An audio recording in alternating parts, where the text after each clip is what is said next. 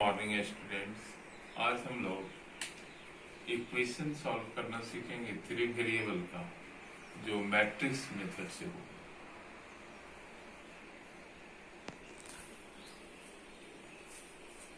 Here is your equations 2x plus 3y plus 3z equal 5, x minus 2y plus z equal -4, 3x minus y minus 2z equal 3। अब देखो, ये system of equation को, the given system of equation can be written in the form of ax plus b, ax and b। a और x को अगर into करते हैं तो हमारा आ जाएगा 2x plus 3y plus 3z equal 5। यही इक्वेशन है। इसीलिए हम लोग कहते हैं इस इक्वेशन को इस फॉर्म में हम लोग राइट कर सकते हैं, ax plus b, ax equal b, फिर a equal this and x equal this and b equal this. a कहां से लिए? इसके x के कोफिशिएंट जो भी होगा वो फर्स्ट कॉलम होगा, y का जो कोफिशिएंट होगा वो सेकेंड कॉलम होगा, और z का जो कोफिशिएंट है वो थर्ड कॉलम है। सबसे पहले first of all we have to find determinant A. Determinant value of A 2, आप लोग ब्रेक करना जानते हैं। 2 -3 3 -2 -1 1 2, इसे ब्रेक करने पर हमारा क्या आ रहा है? 40 आ रहा, not equal 0। thus A is non singular matrix. A कैसा मैट्रिक्स है? Non singular matrix. अगर सिंगुलर होगा तो सॉल्यूशन नहीं होगा। Therefore its inverse is exist. Therefore its inverse is exist. Now cofactor are given below. Cofactor हम लोग find करते हैं। जैसे A11 अगर लें तो हमारा क्या मिलेगा? A11 के लिए A11 इक्वल -2 -1 1 -2।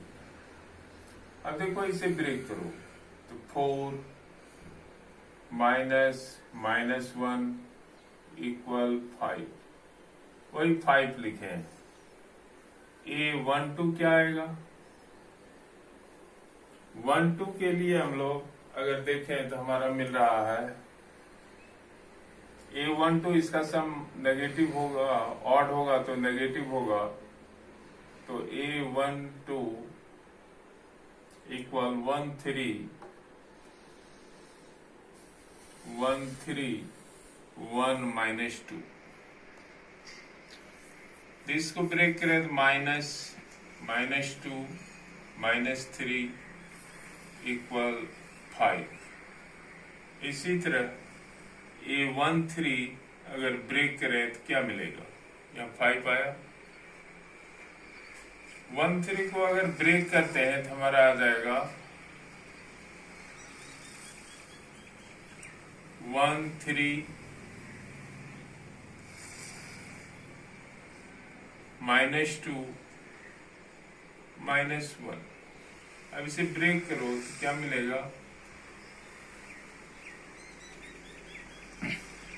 -1 + 6 इक्वल 5। इसी तरह हम लोग A21 फाइंड कर लिए 3, A22 -13, A23 11, A31 9, A32 1 and A32 -7। अब A इनवर्स इक्वल हमारा होता है adjoint A bye determinant A। तो डिटर्मिनेंट वैल्यू हमारा आया 40, 1/40 और एडजॉइंट ए को ट्रांसपोज करके रख दिए 5 5 5 3 -13 11 रख दिए। अब हियर इज योर 9 1 -7। अब देखो तुम्हारा सिस्टम क्या है, x equal a into x equal b, तो हमारा क्या हो जाएगा x equal a inverse into b. x equal a inverse b जब आ गया आपका, तो a इनवर्स का वैल्यू जो है हम लोग रख दिए ये 1/40 5 5 5 3 -13 11 9 1 -7। अब b का वैल्यू हम लोग रख देते हैं। b क्या है हमारा 5 4 -4 3 5 -4 3। अब इसे मल्टीप्लाई करेंगे तो इसका रो लेंगे और इसका कॉलम। फर्स्ट से इंटू होगा, सेकंड से, और थर्ड से। फर्स्ट इंटू करेंगे 25 3 -12 एंड 9 से 27। दिस का सम हो जाएगा 40। 40 में 40 से डिवाइड देंगे तो कितना आ जाएगा 1। सेकेंड अगर मल्टीप्लाई करें तो 25 प्लस 52 प्लस 3, इसे सम करने पर हमारा क्या आ जा रहा है 40। 40 में 40 से डिवाइड देंगे तो कितना हो जाएगा 80 आएगा सम करने पर, और इसमें कितना से 40 से डिवाइड देंगे तो हमारा क्या आ जाएगा 2। एंड दिस 25 -44 -21, दिस को अगर सम करें तो कितना आएगा -40। -40 में 40 से डिवाइड देंगे तो कितना आ जाएगा -1। सो x equal 1, y equal 2 and z equal -1। देखो एक सिंपल सा आइडिया बता रहे हैं आप लोगों को, जो वैल्यू आया आपका सही है या गलत, x1 y2 और z -1 जो वैल्यू आया, अब यहाँ रख के देखें, चेक करें, अपने आप को रफ करके हम चेक कर सकते हैं। हियर इज योर, ध्यान देना, तो क्या हो जाएगा 2 × 1 प्लस 3 × 2 माइनस प्लस 3 × -1। अब इसे सिंपल करो, क्या मिल रहा है, इक्वल का था 5, अगर सिंपल करें तो 2 + 6 - 3 = 5 इज ट्रू। हम वेरीफाई भी हो गए, हमारा वैल्यू सही है, x = 1 और 2। थोड़ा सा ध्यान देना, ये बोर्ड के लिए बहुत ही इंपॉर्टेंट है। प्रत्येक साल 10 साल का अगर क्वेश्चन उलट के देखें 12 का, तो मैथमेटिक्स में 6 मार्क्स का क्वेश्चन ये रहता है। अब देखो इसका मार्किंग स्कीम भी बताएं, अगर 6 मार्क्स है हमारे पास, 6 मार्क्स का अगर क्वेश्चन है, तो इसका मार्क्स डिवीजन क्या होगा। सबसे पहले अगर आप ये राइट कर देते हो यहां तक, तो आपको हाफ मार्क्स मिल जाएगा। डिटर्मिनेंट वैल्यू निकाल देते हो तो 1 मार्क्स मिल जाएगा। अब ये इक्वेशन को फैक्टर अगर राइट कर देते प्रत्येक करेक्ट, तो 2.5 आपको मिल जा रहा है। ये इक्वेशन अगर राइट करते हैं, सिर्फ ये इक्वेशन, तो इसमें हाफ मार्क्स है। और ये सिंपल करके ले आते हैं आप, ये वैल्यू तो 1.5 है।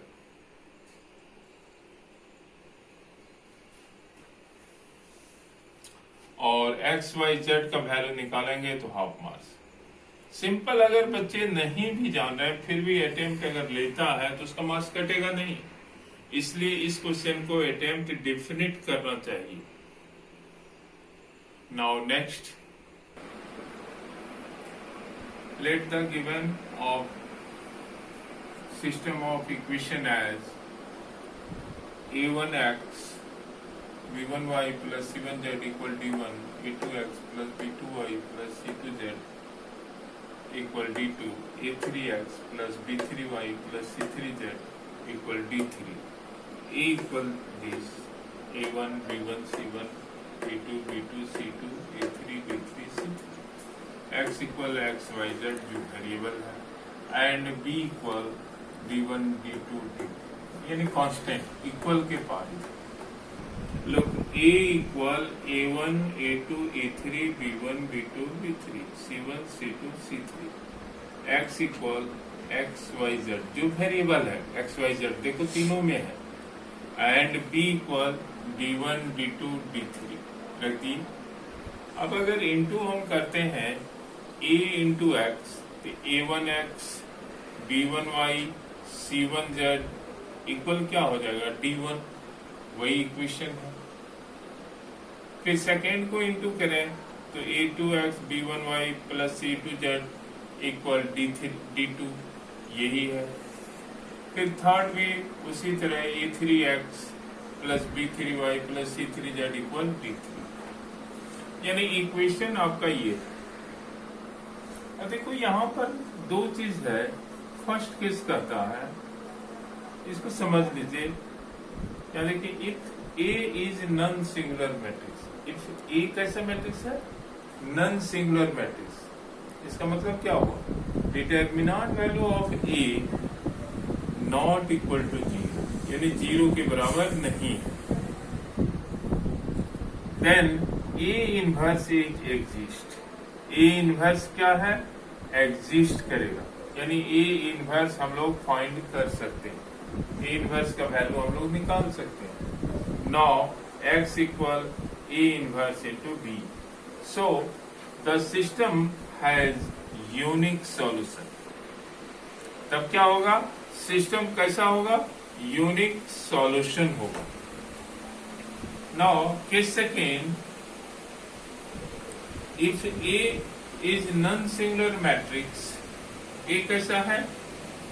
A is a singular matrix. A is a singular matrix. मतलब determinant value of A is 0. In such case, इस केस में क्या होगा? सबसे पहले आप फाइंड कर लो adjoint A into B. Adjoint A into B में दो वैल्यू आ सकता है. पहला value adjoint A into B 0 के इक्वल नहीं है. Then the system, then solution will not exist. Solution exist नहीं होगा, मतलब it has no solution. Then the system is called inconsistent. System को क्या कहेंगे हम लोग?